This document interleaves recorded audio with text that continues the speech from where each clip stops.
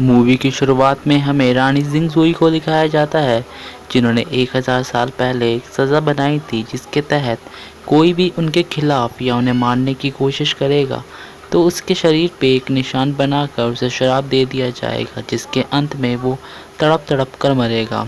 ये सज़ा उसके आने वाली पीढ़ियों को भी होगी। ये सज़ा इतनी ज़्यादा भयानक थी। जो लोग भी इस सज़ा से ग्रसित थे वो सिर्फ दो ही चीज़ ढूंढते थे, ब्लू स्फेयर और ड्रैगन पार्ट। ये मैंने अपनी इमेजिनेशन या आपके आसानी से सुनने के लिए बनाई है। हमें मूवी की शुरुआत में एक प्रोफेसर को दिखाया जाता है जिसके पास वो ड्रैगन वाला पार्ट था, जो कुछ लोग अपनी जान पर खेल कर उसे दूर से लेके आए थे। उसमें थाई, चॉल, पैडी और उसकी गर्लफ्रेंड शिंग चोंग थे। प्रोफेसर 8 में से 5 लाइंस का मतलब समझ चुके थे, बट उन्हें अभी भी 3 का मतलब समझ नहीं आ रहा था, इसलिए वो ब्लाइंड पर्सन के पास जाते हैं। वो 5 लोग कुछ इस प्रकार थे। खजाने में दक्षिण में रंगीन बादलों की ओर, एक पहाड़ी जहां ड्रैगन्स छुपते हैं, एक चट्टान जहां सांप रेंगते हैं, एक छुपी हुई जगह के लिए रास्ता, पानी की गुफा। जो आपने सुना अभी एक्चुअली में वही एक रिडल था। वो इस रिडल को सॉल्व करने के लिए उस ब्लाइंड मैन के पास जाते हैं जिसे चॉल ने बताया था, जो यूनान कुछ लोगों को लेके गया था, बट वहाँ से आने के बाद वो अंधा और पागल हो चुका था। चॉल ने कहा शायद इसे कुछ इस बारे में पता हो। जब वो उसे मिलने के लिए जाते हैं तो वो चॉल के साथ मिसबिहेव कर रहा था। बार बार उसके पूछने पर वो जवाब नहीं दे रहा था। जब चॉल गुस्से से पूछती है कि तुम मेरे जवाब क्यों नहीं दे रही हो, तब बोलता है कि मेरी आंखें देखो जो बिल्कुल रेड हो चुकी हैं। ये आंखें उस चीज़ की वजह से हुई थी, जब तुम जाओगे तुम कभी भी ज़िंदा लौट नहीं पाओगे। और वो सब लोग वहाँ से उसकी बात अनसुनी करते हुए उस ट्रिप पे निकल जाते हैं। वो लोग अभी तक अपने मंजिल पे भी नहीं पहुँचे थे और उनके रास्ते में कुछ बड़े पत्थर गिर जाते हैं। थाई अपने एक आंट के घर चला जाता है उन सबको लेके, क्योंकि उनकी बेटी को वहाँ जाने का रास्ता पता था। और हमें रात में लाइटनिंग बीस्ट को दिखाया जाता था, जो अपने किंग के आसपास ही हमेशा रहती थी और उन्हें कभी भी कोई इंसान या जानवर छुए तो वो फट जाएंगी, या फिर उनका किंग मरे तो भी उस जगह पे आकर वो सारे के सारे फट जाएंगे। अगली सुबह उसकी आंट की बेटी उन्हें उस जगह पे ले जाती है जहाँ से वो केव शुरू होती थी। वो लोग एक बोट पर बैठ के जाते हैं और हमें वही पैटी को दिखाया जाता है, जो बीस के किंग को चुरा लाया था। इस बात से सबके सब बहुत गुस्सा होते हैं, बट फिर भी कुछ नहीं कहते। जब वो पानी में हाथ डाल के बैठा हुआ था तब एक मछली आके उसे काट लेती है।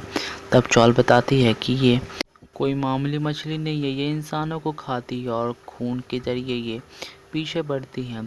अब जबकि उसका खून बहने लगा था तो काफ़ी सारी मछलियाँ आ चुकी थी, उन पे अटैक कर रही थी बार बार, बट वो लोग इसे किसी तरह से संभाल रहे थे। बट एकदम से जब वो थोड़ा आगे बढ़ते हैं तो ऊपर कुछ चीज़ें लटकी रहती हैं और वो जैसे ही पानी में गिरती हैं तो उनके अंदर से कुछ उड़ने वाली जानवर क्रिएचर टाइप निकलते हैं, जो उन पे अटैक कर रहे थे बार बार। ये अपनी जैकेट निकाल के बाहर फेंक देता है। इसकी इंपॉर्टेंस मूवी में आगे पता चलेगी।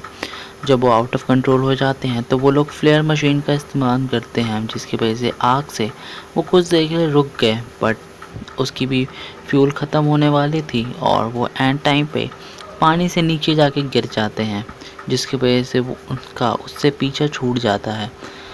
बट वो दोनों अलग अलग तरह की डायरेक्शंस में गिरे थे। जब वो आगे बढ़ते हैं तो उन्हें बहुत बड़े पंचों के निशान दिखाई देते हैं, जो एक बहुत बड़ी लिजर्ड के थे। उन्हें पहले लगता है ये एक ही हैं, बट यहाँ पे एक से काफ़ी ज़्यादा थी। उस तरह प्रोफेसर भी तो बाकी दोनों के साथ भाग रहे थे उस लिजर्ड से बचते हुए। थाई, चॉल और एक और आदमी, वो तीनों एक साथ थे और प्रोफेसर, फैटी और उसकी गर्लफ्रेंड एक साथ थे। वो सब एक जगह पे आके बहुत सारी छिपकलियों से घिर जाते हैं, बट थाई नोटिस करता है जैसे लाइटनिंग होती है ये लोग कुछ देर के लिए अनकॉन्शियस हो जाते हैं। वो इसका फ़ायदा उठाते हुए वहाँ से अगले लाइटनिंग पे सब बहुत तेज़ी से भागते हैं, बट उनके प्रोफेसर फंस जाते हैं, जिसकी वजह से उन्हें प्लान बदलना पड़ता है। और थाई और चॉल एक प्लान बनाते हैं जिसके तहत चॉल उनका ध्यान भटकाती है और वो सब जब उसके पीछे भागते हुए आते हैं तो खाई से नीचे गिर जाते हैं। बट ऐसा करते समय सब लोग सारे के सारे रिजल्ट नहीं गिरते हैं, कुछ ऊपर ही रह जाते हैं, तो इन्हें फिर से भागना पड़ता है।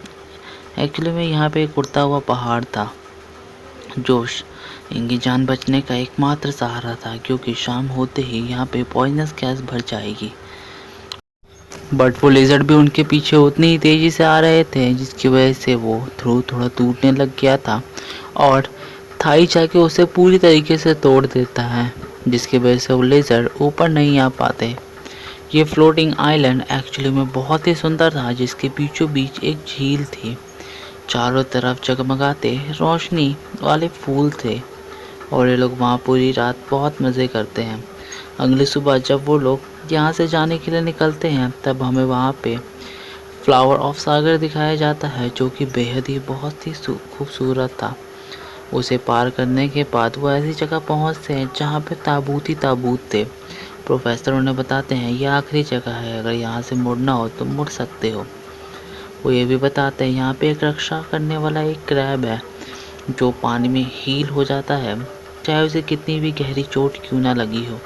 वो क्रैब इन सब पे भारी पड़ रहा था, बट ये लोग काफ़ी ट्राई करने के बाद उसे मार नहीं पाते हैं। तब प्रोफेसर एक प्लान बताते हैं कि उसे क्यों ना हम उड़ा दें। जब वो हील करने जाएगा तब हमारे पास इतना समय हो जाएगा कि हम यहाँ से शायद निकल पाए। वो उस बड़े से क्रैब को एक जगह बांध करके उसे बम की तरह उड़ा देते हैं। जब वो हील होने के लिए पानी में जाता है, तब थाई नोटिस करता है कि उसकी जैकेट वहीं पे पड़ी हुई है जहाँ पे उसने खोली थी, यानी ये सारी नदियाँ कनेक्टेड हैं। तब वो समझ जाता है और पानी में एकदम से छलांग मारता है और अंदर जाके उस क्रैब को हल्का सा कट कर देता है, जिसकी वजह से उसे ब्लड आने लग जाता है।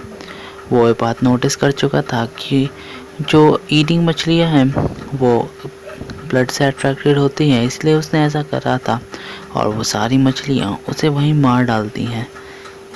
बट इसके दौरान जिंगजोंग की मौत हो चुकी थी अब, और सब लोग प्रोफेसर की बात पे वहाँ से मुड़ने का फैसला करते हैं। बट थाई ऐसा नहीं करता और थाई की जुनून को देखते हुए सब लोग वहाँ से आगे बढ़ने लग जाते हैं, सिर्फ प्रोफेसर को छोड़ के, जो कि वहाँ से पीछे मुड़ जाते हैं।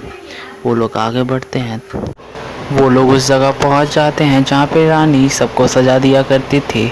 उन्हें वो ब्रूस पेयर भी दिखाई दे जाता है, बट एकदम से उन कॉफिन में से बहुत सारे क्रिएचर्स जाने लग जाते हैं जो कि बहुत ही ख़तरनाक थे और वो बहुत ज़्यादा तादाद में थे।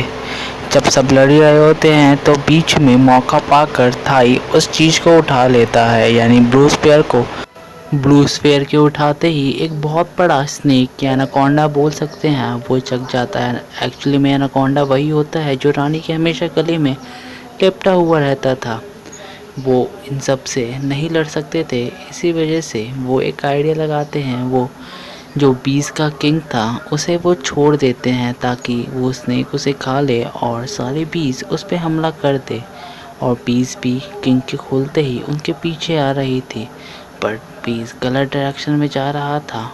तभी प्रोफेसर की एंट्री होती है और वो उसे पूरी तरीके से पकड़ लेते हैं, जिसकी वजह से वो चलने लग जाते हैं और वो मुंह में एनाकोंडा के घुस जाते हैं, जिसकी वजह से एनाकोंडा पूरी तरीके से मारा जाता है। वो सब भी अब सेफ हो जाते हैं क्योंकि वो जाइंट स्नेक मर चुका था। और जब वो घर पे आते हैं तब वो दोनों चीज़ों को आपस में मिलाते हैं, जिसकी वजह से उनका कर्ज ख़त्म हो जाता है और कहानी की ये दी